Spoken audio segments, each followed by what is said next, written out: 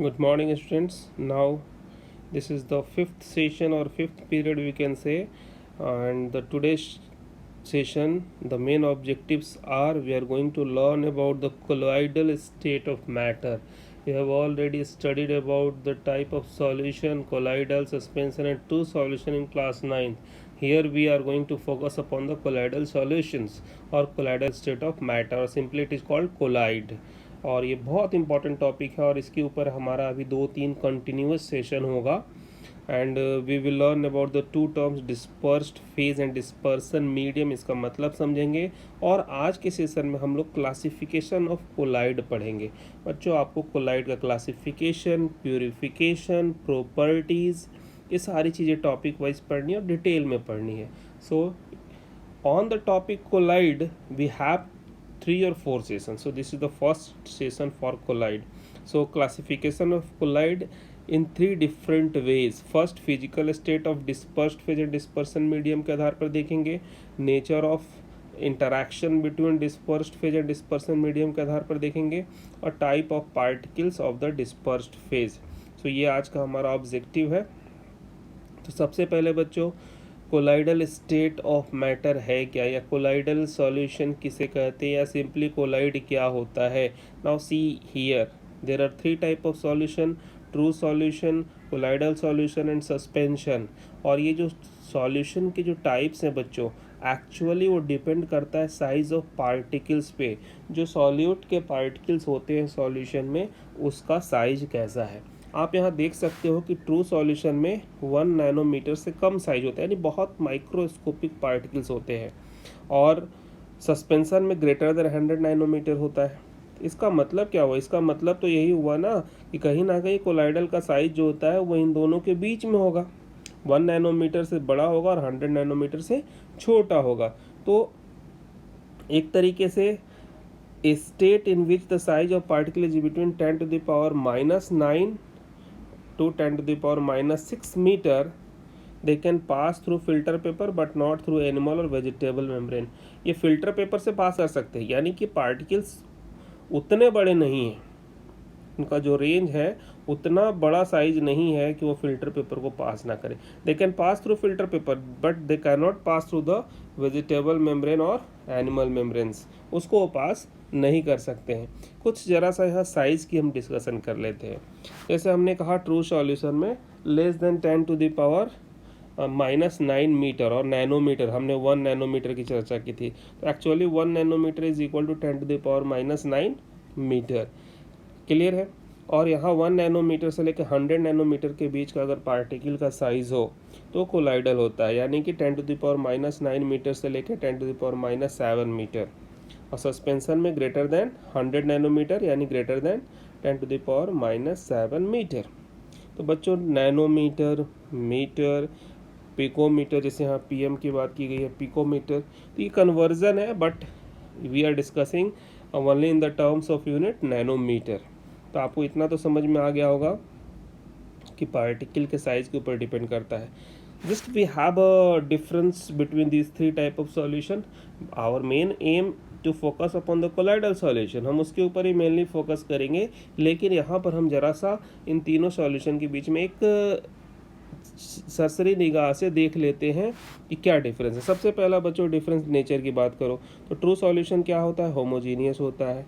Colloidal solution क्या होता है, हेट्रोजीनियस होता है। और सस्पेंशन भी हेट्रोजीनियस होता है। अब आपको होमोजीनियस हेट्रोजीनियस समझ में आता है। होमोजीनियस यूनिफॉर्म कंपोजिशन होता है, हेट्रोजीनियस नॉन यूनिफॉर्म कंपोजिशन होता है। बात करें पार्टिकल साइज की तो 10⁻⁻9 मीटर से लेस होता है, ये मोर देन 10⁻⁻6 मीटर होगा, और ये इसके बीच का होगा। ठीक है। फिल्टरेबिलिटी, यानी फिल्टर हो सकता है कि नहीं, pass through ordinary filter paper, pass through ordinary filter paper but not pass through animal membrane. और जो ट्रू सॉल्यूशन होता है वो एनिमल मेम्ब्रेन से भी पास करता है। सस्पेंशन में ये पास नहीं करता है। सेटलिंग की जहाँ तक बात करो तो सॉलिड पार्टिकल से do not settle, colloidal solution में भी सेटल नहीं करता। एक तरह से बच्चों आप पढ़ोगे इन माई 7 सेशन, जहाँ आपको पढ़ना है प्रॉपर्टीज़ ऑफ कोलाइडल सॉल्यूशन, तो ये जो प्रॉपर्टीज़ हैं जो यहाँ पर मैं डिस्कस कर रहा हूँ, these are the physical properties, जो सिंपली वहाँ पे एक बार रिपीट होगा। सस्पेंशन सेटल ऑन स्टैंडिंग, जब जैसे आप मान लो कि सैंड को ले लो और उसको आप पानी में डाल दो, धीरे धीरे छोड़ दो, left it for some time period, it will settle down, है कि नहीं। विजिबिलिटी की बात करो, पार्टिकल्स आर इनविजिबल, ये पार्टिकल्स आपको दिखाई नहीं देते हैं।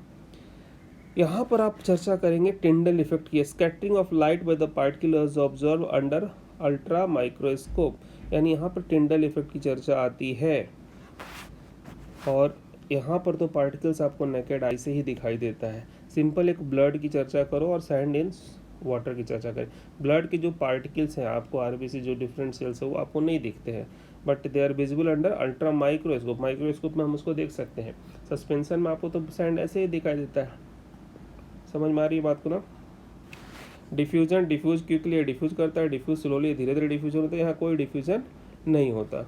अपीयरेंस की बात करो तो क्लियर एंड ट्रांसपेरेंट होता है, ये ट्रांसलूसेंट होता है। Colloidal solutions are generally translucents और सस्पेंशन तो ओपेक होता है। तो this is the physical properties difference between the these three, but my dear students we have to focus upon only colloidal solution. यहाँ तक समझ में आ गया। कोलाइडल सॉल्यूशन बच्चों क्या है, अब तक मैं उसी पॉइंट पर डिस्कस कर रहा हूँ।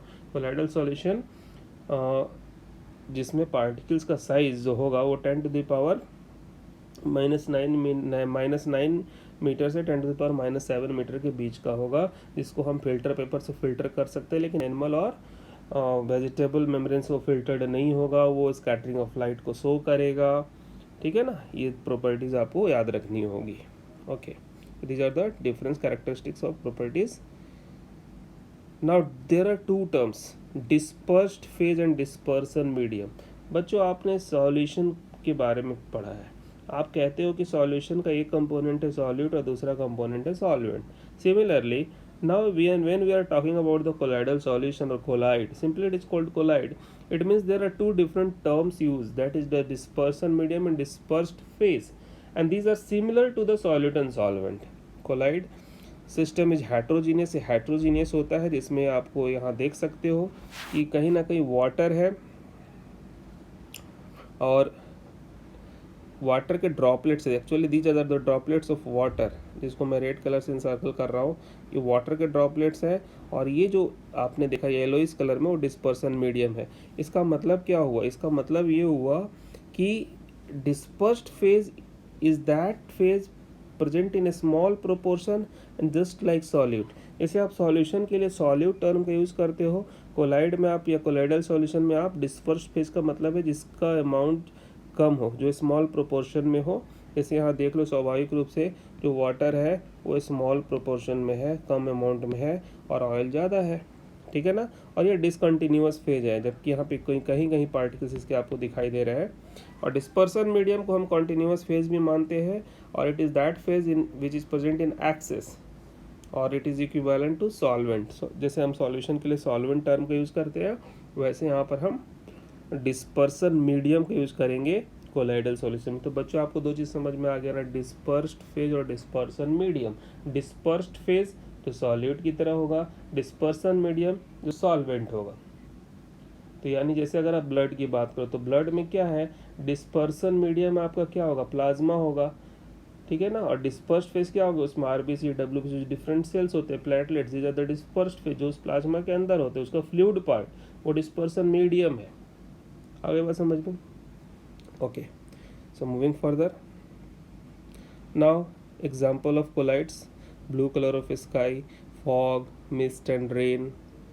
फूड आर्टिकल जैसे मिल्क है, बटर है, हलवा, आइसक्रीम, सब आपको एग्जांपल से। ब्लड एग्जांपल है। सॉइल जो है, सॉइल कैसे हो गया आपको, सॉइल कंटेंस कोलाइड्स पार्टिकल, उसमें बहुत सारे ह्यूमस होता है, आयरन में एल्यूमिनियम हाइड्रोक्साइड से क्ले होते हैं। तो सॉइल भी अपने आप में कोलाइड है, कोलाइडल पार्टिकल्स उसमें होते हैं। फॉर्मेशन ऑफ डेल्टा, ये बहुत इंपॉर्टेंट है बच्चों। रिवर वाटर जब आपको डेल्टा का फॉर्मेशन करता है तो वहाँ कोलाइडल सॉल्यूशन ऑफ क्ले का फॉर्मेशन हो जाता है। Okay, so now moving to the next topic. अब तक हम लोगों ने क्या पढ़ लिया, अब तक हम लोगों ने पढ़ लिया कि कोलाइड क्या है, डिस्पर्सन मीडियम क्या है। So okay, so now we are moving for the classification of colloids, and that is the important topic.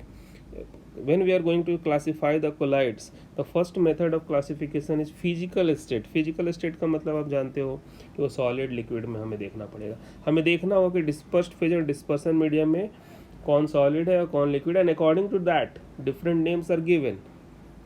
दूसरा हमारा nature of interaction between disperse phase and disperse medium, यानी जो हमारा डिस्पर्स्ड फेज है, जो solid like particles है which are dissolve in the medium, उनका और डिस्पर्सन मीडियम के बीच में किस तरह का इंटरेक्शन हो रहा है, फोर्स ऑफ अट्रैक्शन है। और लास्ट में हम डिस्कस करेंगे type of particles of the dispersed phase, उसके आधार पे तो हमारा बहुत इंपॉर्टेंट होगा। उसमें फिर 3 तरीके, there are 3 types of colloids. तो सबसे पहला बच्चों क्लासिफिकेशन है on the basis of physical state, there is a tabular form. यहाँ पर आप बहुत ध्यान देख लेंगे, आपको क्लियर हो जाएगा। बच्चों डिस्पर्स्ड फेज हमारा ध्यान से देखना, पहला है डिस्पर्स्ड फेज हमारा सॉलिड हो और डिस्पर्सन मीडियम में सॉलिड हो, तो उसको क्या बोलोगे आप, सॉलिड सोल बोलोगे। Actually sol word is used for solid liquid. देखो सॉलिड का SO, लिक्विड का L, इसको मिलाने से सोल बनता है। यानी कि अगर आपका डिस्पर्सन मीडियम लिक्विड है, लिक्विड में बाहर से आपने कुछ सॉलिड सब्सटेंस डिसॉल्व कर दिया और कोलाइडल सॉल्यूशन बन गया, then it is simply called sol. Sol means it is a colloidal solution, it is a colloid. जैसे पेंट है, सेल फ्लूइड्स है। अच्छा, अगर सॉलिड आपका डिस्पर्स फेज और वो गैसेस मीडियम में है तो इसको एरोसोल बोलेंगे। यानी सोल कहीं ना कहीं यूज हो रहा है as a name of colloid. Liquid अगर डिजोल्व किया डिस्पर्सन मीडियम में तो इसको जेल बोलते हैं, जैसे पनीर है, cheese, butter, gel, is these are the gel, ये सब क्या है, जेल है। इसमें क्या होता है, डिस्पर्सन मीडियम आपका क्या होता है, सॉलिड होता है, और डिस्पर्स्ड फेज क्या होता है, उसमें लिक्विड होता है, तब जाके वो आपको कोलाइड्स मिलता है। अगर लिक्विड लिक्विड का आपने कोलाइडल सॉल्यूशन बनाया, यानी डिस्पर्सन मीडियम में लिक्विड है और डिस्पर्स्ड फेज भी लिक्विड है, देन इट इज कॉल्ड इम्यूल्सन। उसको हम क्या बोलते हैं बच्चों, इम्यूल्सन बोलते हैं। इज इट क्लियर, समझ में आ रहा है ना सबको? ओके। और सबसे इम्पॉर्टेंट ये पार्ट आपको फिर से अलग से पढ़ना है, जैसे मिल्क, हेयर क्रीम, ये आपको इम्यूल्सन पढ़ना है अलग से। सोल के बारे में आप पढ़ेंगे, लायोफिलिक, लायोफोबिक सोल। लिक्विड को अगर आपने डिजोल्व किया है गैस में तो इसको अगेन एरोसोल आप बोलोगे। देखो सॉलिड और यहाँ दोनों पे ध्यान देना, अगर आपका गैसियस मीडियम है, डिस्पर्सन मीडियम गैस है, then it is called aerosol. Aerosol when the dispersion medium is gaseous medium. और अगर गैस को सॉलिड में डिजोल्व किया है नहीं, तब यह सॉलिड सोल। सॉलिड चाहे सॉलिड में हो या गैस चाहे सॉलिड में, यानी फर्स्ट और ये लास्ट वाला देखो, सेकेंड लास्ट, सॉलिड सोल। और अगर गैस को सॉलिड लिक्विड मीडियम में किया तो इट इज कॉल्ड फोम, जैसे फ्रोथ फ्लोटेशन में आप देखते हो, या सोप लैदर जो फॉर्मेशन होता है।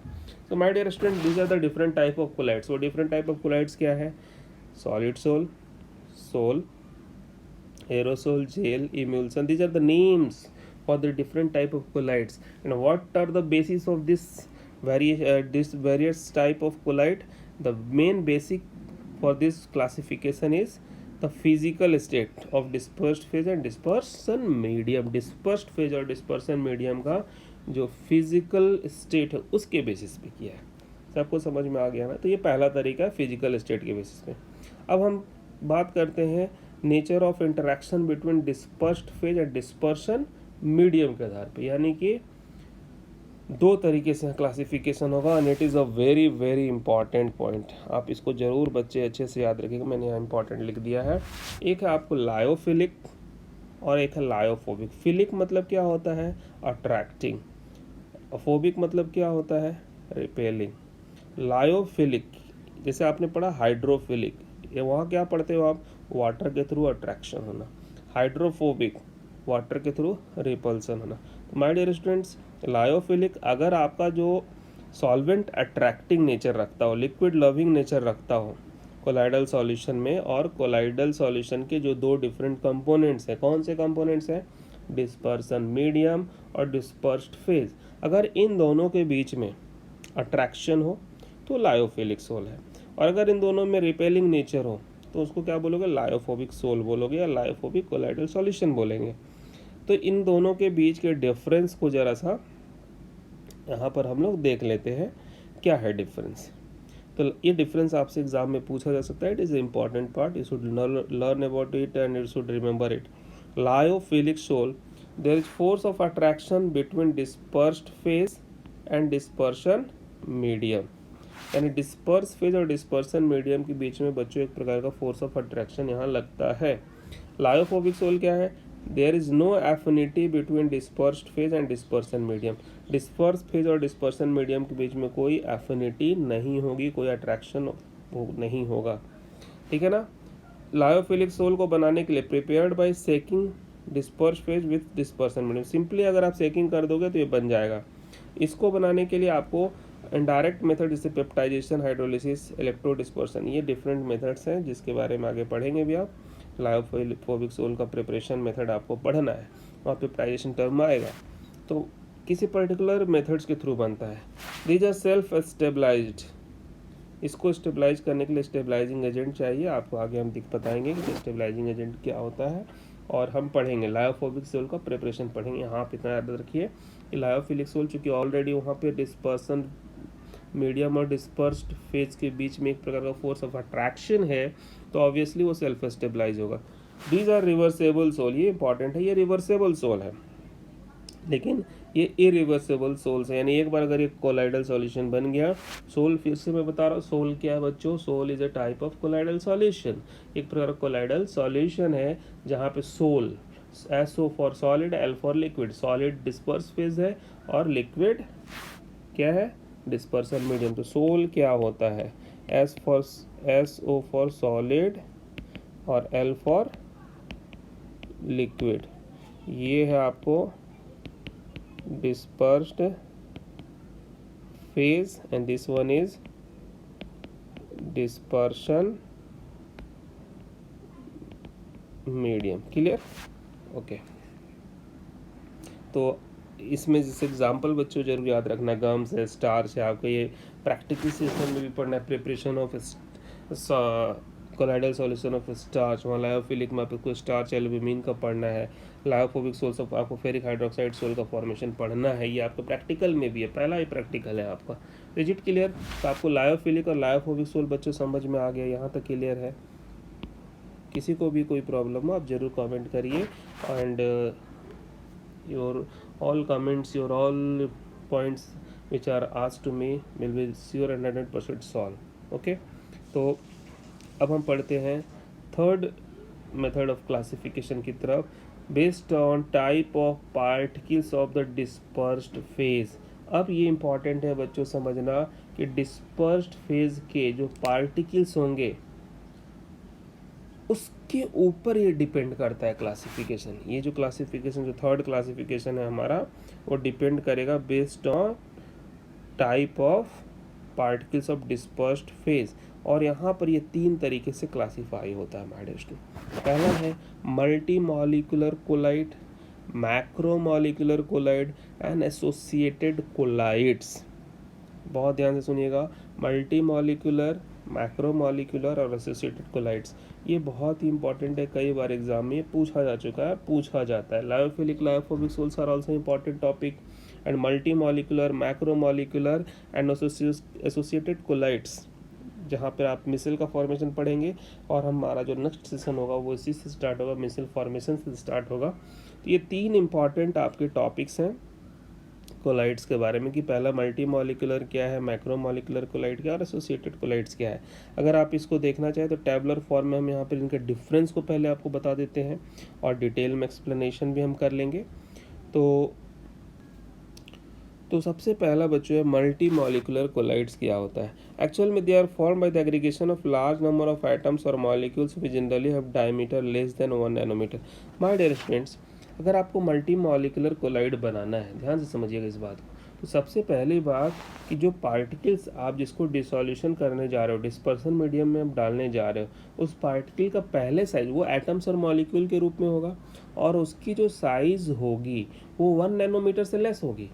और आपको पता है कि 1 नैनोमीटर से जब लेस होता है तो सॉल्यूशन होता है, लेकिन जब आप उसको सॉल्यूशन में यानी डिस्पर्सन मीडियम में डाल दोगे तो क्या होने वाला है, जिस पार्टिकल की साइज डायमीटर 1 नैनोमीटर से लेस थी, now these particles are aggregated and they take the size of colloidal particle. जो कोलाइडल पार्टिकल के साइज का रेंज है वो साइज के रेंज के पार्टिकल में वो चले आते हैं और कोलाइडल सॉल्यूशन का फॉर्मेशन कर देते हैं, और उस तरीके से जो कोलाइडल सॉल्यूशन बनता है उसको हम लोग बोलते हैं multi molecular collide.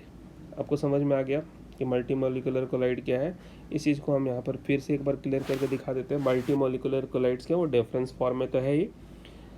When on dissolution atoms of a smaller molecules of substance having diameter 1 nanometer से कम हो aggregate together to form particles of colloidal dimensions, और तब जो आपको the particle thus formed are called multimolecular colloids। आगे बात समझ में? तो यानी यहाँ पर छोटे छोटे पार्टिकल जिनकी साइज 1 नैनोमीटर से कम होती है उनका एग्रीगेशन होता है। इसका एग्जांपल आपको है गोल्ड सोल है, सल्फर का जो सोल बनता है वो है। और यहाँ पर जो पार्टिकल्स के बीच में जो फोर्स होता है वो बहुत वीक फोर्स होता है, वंडरवाल फोर्स ऑफ अट्रैक्शन होता है, और they are usually lyophilic character. Clear, यहाँ तक सबको समझ में आ गया। तो पहले मल्टीमोलिकुलर कोलाइड्स का देख लो, इसका एग्जांपल क्या है, sol of gold and sulphur है। They are molecular masses are not very high, चूँकि साइज में बहुत छोटे हैं, इनका मॉलिकुलर मास बहुत ज़्यादा हाई नहीं होता है। देयर एटम्स और molecules are held together by weak van der Waal force. तो बच्चों जब आप डिफरेंस पढ़ते हो तो अच्छे से एग्जामिनेशन में या तो डिफरेंस पूछा जाता है या किसी एक पर्टिकुलर टॉपिक के बारे में एक्सप्लेन करने को पूछा जाता है। तो मल्टी मॉलिकुलर कोलाइड्स सबको समझ में आया। फिर से मैं रिपीट कर रहा हूँ, मल्टी मॉलिकुलर कोलाइड्स का मतलब है कि when the particles of disperse phase having size less than 1 nanometre, यानी 1 नैनोमीटर से छोटा साइज का डायमीटर का पार्टिकल है, but now these particles are aggregated in the dispersion medium. Dispersion medium में एग्रीगेट हो जाते हैं, आपस में जुड़ जाते हैं और लार्ज नंबर ऑफ एटम्स और मॉलिक्यूल्स का फॉर्मेशन करते हैं। तो इस तरीके से वो कोलाइडल रेंज में आ जाते हैं, यानी जो कोलाइडल सॉल्यूशन के पार्टिकल का साइज का जो रेंज है उसमें चले आते हैं। तो ऐसे जो कोलाइड्स बनता है उसको मल्टी मॉलिकुलर कोलाइड्स कहते हैं। क्लियर। और इसका एग्जांपल है gold sols of gold and sulphur, their molecule, और इसका मॉलिकुलर मास जो होता है बहुत हाई नहीं होता, और यहाँ पे जो फोर्स ऑफ अट्रैक्शन लगता है वो वीक वंडरवाल फोर्स होता है। Is it clear suppose? तो यहाँ तक सबको समझ में आ गया ना। मल्टी मॉलिकुलर कोलाइड के बाद बच्चों बात करते हैं macro molecular, macro micro, there are two terms. तो मैक्रो मॉलिकुलर्स का मतलब क्या है बच्चों? मैक्रो मॉलिकुलर का मतलब है molecules of large size. Macro molecular, macro molecular, large size molecule. अब बताओ मेरे जो लार्ज साइज मॉलिक्यूल क्या होते हैं? ऑब्वियसली दोज आर पॉलीमर्स, वो पॉलीमर्स होंगे जैसे स्टार्च आपका है। अब ये लार्ज साइज मॉलिक्यूल्स है, तो ऑब्वियसली जब इनका साइज बड़ा है तो अब इनको कोलाइडल साइज कैसे कहोगे? यानी कि जब ये dissolution in the dispersion medium, जब डिस्पर्सन मीडियम में पॉलीमर्स आते हैं तो क्या होता है, वो कोलाइडल पार्टिकल का साइज ले लेते हैं। जैसे आप यहाँ देख लीजिए, उसको मैंने अलग से एक्सप्लेन कर दिया है। These are the substances having big size molecules, बड़े साइज के मॉलिक्यूल्स हैं, इसलिए इनको मैक्रो मॉलिक्यूल्स कहते हैं। Which upon the dissolution form size in the colloidal range. अब जब आप उसको डिस्पर्सन मीडियम में डालोगे तो कोलाइडल रेंज में आ जाएगा, यानी जो कोलाइडल सॉल्यूशन के पार्टिकल का जो साइज रेंज है वो क्या है, 10 टू द पावर -9 मीटर से 10 टू द पावर -7 मीटर के बीच का, 1 नैनोमीटर से 100 नैनोमीटर के बीच का। ठीक है ना? ओके। और दीज मैक्रो मॉलिक्यूल्स जो कि आपने जिसको डिस्पर्सन मीडियम में डाला है डिस्पर्स्ड फेज में आ जाते हैं, और इसके अकॉर्डिंग जैसे starch, cellulose, protein, enzymes, gelatin, ये सारे के सारे नेचुरल एक्रिंग मैक्रो मॉलिक्यूल्स हैं। कुछ आर्टिफिशियल मैक्रो मॉलिक्यूल्स की बात करूँ जो आपके पॉलीमर्स होते हैं, नायलॉन, पॉलीथीन और प्लास्टिक्स। तो ये आपका बच्चों डिफरेंस हो गया। मल्टी मॉलिकुलर में क्या था, छोटे छोटे पार्टिकल्स थे और वो डिस्पर्सन मीडियम में एग्रीगेट हो जाते हैं। और यहाँ पर क्या था, माइक्रो मॉलिकुलर कोलाइड्स था, पहले ही कोलाइडल पार्टिकल का जो पॉलीमर्स थे या स्टार्च जो भी पार्टिकल से डिस्पर्स फेज के, वो साइज में बहुत बड़े थे, लेकिन डिस्पर्सन मीडियम में क्या हुआ, जैसे उसको डाला आपने वो कोलाइडल रेंज में आ जाते हैं। एग्जाम्पल यहाँ देख लीजिए, polymer, they are very high molecular masses, यहाँ जो लो था यहाँ पर हाई हो गया। Due to long chain the van der Waal forces holding them are comparatively stronger. यहाँ पर चूंकि लंबे लंबे चेन होते हैं तो साइज जितना बड़ा होता है, आप जानते हो कि साइज बड़ा होने से वंडरवाल फोर्स क्या होता है, बड़ा होता है। तो यहाँ तक सबको समझ में आ गया ना, मल्टी मॉलिकुलर और macro molecular, these are the two type of colloids. अब हमारा जो बच्चों थर्ड है दैट इज एसोसिएटेड कोलाइड्स। अब हमको इसके बारे में पढ़ना है, थर्ड, और आज का ये लास्ट होगा। तो बच्चों बात करते हैं एसोसिएटेड कोलाइड्स की। ये क्या होता है एक्चुअली, देखो जब आप कोई इलेक्ट्रोलाइट लेते हो और उसको किसी मीडियम में डिसॉल्व करते हो, तो जब वो नॉर्मल कंसंट्रेशन होगा तो वो as a colloidal solution behave नहीं करेगा। नॉर्मल इलेक्ट्रोलाइट्स जो होता है at low concentration does not behave like a colloids, but as soon as the concentration is higher, concentration आप बढ़ा दोगे तो जो इलेक्ट्रोलाइट्स अपने आयंस के रूप में डिसोसिएट हो चुका है, now these ions are aggregated, वो एग्रीगेट होना शुरू करते हैं और तब जाकर वो मिसल का फॉर्मेशन करते हैं। आप याद करो 10th क्लास में आपने पढ़ा है सोप का formation, hydrophilic part, hydrophobic part. तो क्या होता है, उसके आयंस जो पहले नॉर्मल कंसंट्रेशन में थे धीरे धीरे कंसंट्रेशन बढ़ता है और फिर जाकर वो कोलाइडल रेंज में आ जाते हैं। तो स्पेशली जो एसोसिएटेड कोलाइड्स है formed by the aggregation of large number of ions in concentrated solution, और आप इसके बारे में पढ़ेंगे। वहाँ पर आपको एक क्रिटिकल क्राफ्ट टेम्परेचर के बारे में पढ़ना है। आगे हमारा जो नेक्स्ट सेशन होगा वहाँ बात करेंगे, जिसमें आपको स्पेशली मिसल फॉर्मेशन, एसोसिएटेड कोलाइड्स का सबसे अच्छा एग्जांपल होता है मिसल का फॉर्मेशन। और मिसल क्या है वो आपको मालूम है, एग्रीगेशन जो होता है आयनिक पार्ट्स का। सोप सोल आपका बेस्ट एग्जांपल है, डिटर्जेंट बेस्ट एग्जांपल है। जनरली हाई मॉलिक्यूलर मास होता है और यहाँ पर higher is the concentration greater the van der Waal force, क्योंकि कंसंट्रेशन जैसे जैसे बढ़ेगा वो वंडर वॉल फोर्स भी बढ़ेगा। तो my dear students, multi molecular जहाँ पार्टिकल्स बहुत छोटे साइज के थे, बाद में उनका एग्रीगेशन हुआ और उन्होंने कोलाइडल साइज का रेंज ले लिया। मैक्रो मॉलिक्यूलर्स में पार्टिकल्स जो पॉलीमर्स थे बड़े साइज के थे, फिर उन्होंने डिसोल्यूशन करने के बाद से डिस्पर्सन मीडियम में किसका साइज ले लिया, कोलाइडल रेंज में आ गए। और एसोसिएटेड कोलाइड्स में क्या हुआ, ऑलरेडी जो इलेक्ट्रोलाइट्स था वो लो कंसंट्रेशन पे, आयंस जो उसके थे वो नॉर्मल थे और उनका कोई कोलाइडल रेंज में नहीं था, लेकिन जैसे ही कंसंट्रेशन हाई हुआ एसोसिएटेड हुए और उन्होंने मिसल का फॉर्मेशन किया and that becomes a colloidal solution. So these are the main basic difference between these three. और आपको समझ में आ गया होगा, गोल्ड आपका मल्टी मॉलिक्यूलर कोलाइड है, पॉलीमर जितने भी पॉलीमर्स होंगे चाहे आर्टिफिशियल और नेचुरल हो मैक्रो मॉलिक्यूलर कोलाइड्स है, और सोप सेल सोलर डिटर्जेंट सोल जो होता है आपको वो आपका है एसोसिएटेड कोलाइड्स। क्लियर है, यहाँ तक सबको समझ में आ गया। तो बच्चों आज का हमारा जो टॉपिक था वो आपको डिस्कशन में पहली बात की कोलाइड क्या था, डिस्पर्सन फेज, डिस्पर्सन मीडियम क्या था, और हमने 3 तरीके से क्लासिफिकेशन पढ़ा। जिसमें हमारा जो पहला क्लासिफिकेशन था वो था on the basis of physical state, जहाँ बहुत सारे टर्म्स आए थे, सोल, एरोसोल, सॉलिड सोल, इम्यूल्सन। इम्यूल्सन तो हमारा एक अलग से टॉपिक भी है। उसके बाद दूसरा जो हमारा आया था वहाँ पे interaction between the dispersion phase and dispersion medium and dispersed phase था, जिसमें हमने लायोफिलिक और लायोफोबिक सोल पढ़ा। That was a very very important point. And then we studied about the classification on the basis of particles of dispersed phase. अगर particle की size बहुत छोटे छोटे हो तो मल्टी मॉलिक्यूलर, पहले ही पार्टिकल का साइज बड़ा था तो मैक्रो मॉलिक्यूलर कोलाइड्स, और अगर नॉर्मल इलेक्ट्रोलाइट्स है और उसके आयंस आफ्टर एसोसिएशन जब कोलाइडल रेंज में आता है तो एसोसिएशन हो रहा है ना आयंस के, then it is called associated colloids. बहुत सिंपल सा अच्छा एग्जांपल है सोप का सोल या मिसल का फॉर्मेशन, जो हम आगे हमारा नेक्स्ट सेशन में इसके ऊपर एक टॉपिक होगा। Is it clear? तो अब now there are some questions, आप इस क्वेश्चंस को जरूर बच्चे सॉल्व करना। ये क्वेश्चंस जितने भी हमने दिए हैं, look at here, video pause करो, लिखो फ्रॉम योर एनसीईआरटी बुक। अगर आपने इसको सॉल्व कर लिया it means the today's session is successful. और धीरे धीरे हम इस चैप्टर को आगे की तरफ बढ़ा रहे हैं। और अभी हमारा 2 सेशन, ये चूँकि हमारा 5th सेशन था, 6th and 7th session, almost 8th session will be also from this. यानी अब आपका पूरा का पूरा जो चैप्टर है इसमें कोलाइडल सॉल्यूशन की डिटेल चर्चा करनी है और लास्ट में इम्यूल्सन पढ़ना है। यानी हमारा ये टॉपिक ही इस चैप्टर का पड़ाव तक ले जाएगा। तो अभी हम लोगों ने क्या पढ़ा है, कोलाइड क्या है, कोलाइडल सॉल्यूशन की जो क्लासिफिकेशन थी पढ़ी है हमने। अब हम उसका प्यूरिफिकेशन पढ़ेंगे, प्रॉपर्टीज़ पढ़ेंगे। जिट क्लियर, और उसमें बहुत सारे इंपॉर्टेंट टॉपिक्स आएंगे। आज के डिस्कशन में सबसे इंपॉर्टेंट था आपको lyophilic, lyophobic sols, multi molecular, macro molecular और एसोसिएटेड कोलाइड्स। ओके, तो you have to solve this questions. Question को अच्छे से नोट कर लीजिए, देख लीजिए।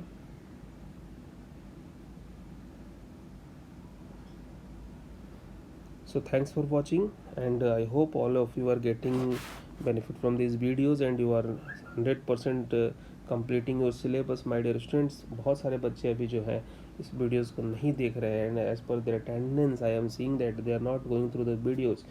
So my dear, it will be completed through during this vacation period and you have to complete it। कोई भी प्रॉब्लम हो पूछिए। Once again, thank you to all of you। Meet you in the next videos tomorrow। Thank you, have a nice day।